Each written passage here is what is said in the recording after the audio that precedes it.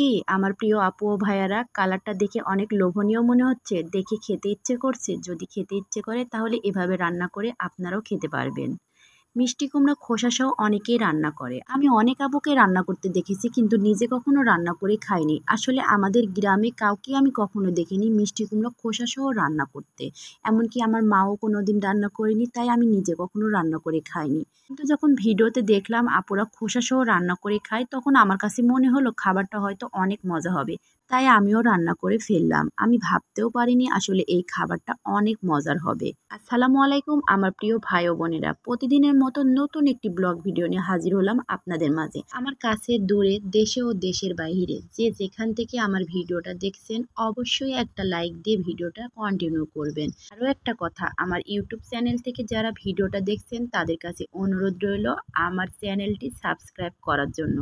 তাহলে যখনই আমি নতুন নতুন ভিডিও আপলোড করব, তখনই আপনাদের কাছে ভিডিওর নোটিফিকেশন চলে যাবে। আপনাদের যখন ইচ্ছে হবে আমার ভিডিওগুলো দেখে নেবেন।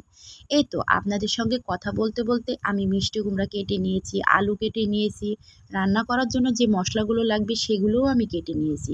এবার আমি চিংড়ি মাছটা পরিষ্কার করে নিচ্ছি। আর চিংড়ি মাছের উপরের দিকে একটা রগ থাকে, সেই রগটা অবশ্যই কেটে ফেলে দিবেন। তো দেখুন, আপনাদের সঙ্গে কথা বলতে বলতে আমি সব কিছু রেডি করে ফেলেছি। এবার আমি রান্নাটা শুরু করব। আর আপনাদের কাছে অনুরোধ রইল আমার ভিডিওটা পুরা দেখবেন, তাহলে যারা রান্না পারেন না কিংবা যারা নতুন রান্না শিখছেন তারা এই রান্নাটা শিখে যাবেন। আর পরিবারের মাঝে এরকম নতুন নতুন রান্না করে খাওয়ালে কিন্তু পরিবারের সবাই অনেক বেশি খুশি হয়। আমার কাছে তো মনে হয় নতুন কিছু রান্না করে পরিবারের সবাইকে খাওয়াই, তাহলে পরিবারের সবাই অনেক বেশি খুশি হবে আর নিজের কাছে অনেক ভালো লাগে। এই তো খোসা সহ মিষ্টি কুমড়া রান্না করার জন্য এখানে আমি চিংড়ি মাছ নিয়েছি। আর চিংড়ি মাছ দিয়ে এই রান্নাটা আমার কাছে মনে হয় একদম পারফেক্ট হয়, কারণ আমার কাছে মনে হয় মিষ্টি কুমড়ার সঙ্গে সবচেয়ে পারফেক্ট মাছ হচ্ছে চিংড়ি মাছ। ছোট হোক কিংবা বড় হোক, যে কোনো মাছই অনেক ভালো লাগবে।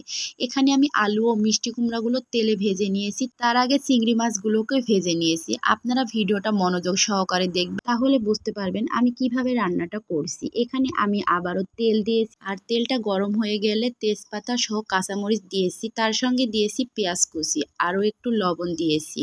আর এখানে কাঁচামরিচের পরিমাণটা একটু বেশি দিয়েছি, যেহেতু সবজি রান্না করব, কালারটা একটু সুন্দর হলে বেশি ভালো লাগবে। আরও দিয়ে দিলাম আদা বাটা, জিরা বাটা, রসুন বাটা, তার সঙ্গে ধনিয়ার গুঁড়ো, মরিচের গুঁড়ো, হলুদের গুঁড়ো, যত রকমের মশলা আছে সবগুলো দিয়ে দিলাম। এখানে আমি আর কোনো রকমের মশলা দিব না। মশলাটা আমি এবার খুব সুন্দর করে কষিয়ে নিব যতক্ষণ পর্যন্ত না তেলটা ভেসে উঠবে।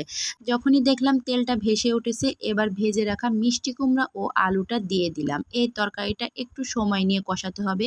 প্রথমের দিকে আমি ঢাকনা ছাড়া কষিয়েছি, আসলে ঢাকনা দিয়ে ঢেকে দিলে তরকারি কালারটা কালচে হয়ে যাবে আর দেখতে ভালো লাগবে না। আর আপনারা তো জানেন সবজির কালারটা যদি অন্যরকম হয়ে যায় তাহলে কিন্তু ভালো লাগে না। এখানে খোসা সহ মিষ্টি কুমড়াটা রান্না করার কারণ, মিষ্টি কুমড়ার কালারটা একদম সবুজ সবুজ থাকবে, যার কারণে তরকারিটা খেতে আরও বেশি ভালো লাগবে। এই তো মিষ্টি কুমড়াটা আমি কষিয়ে নিলাম। এবার উপরে ভাজা চিংড়ি মাছগুলো দিয়ে দিলাম।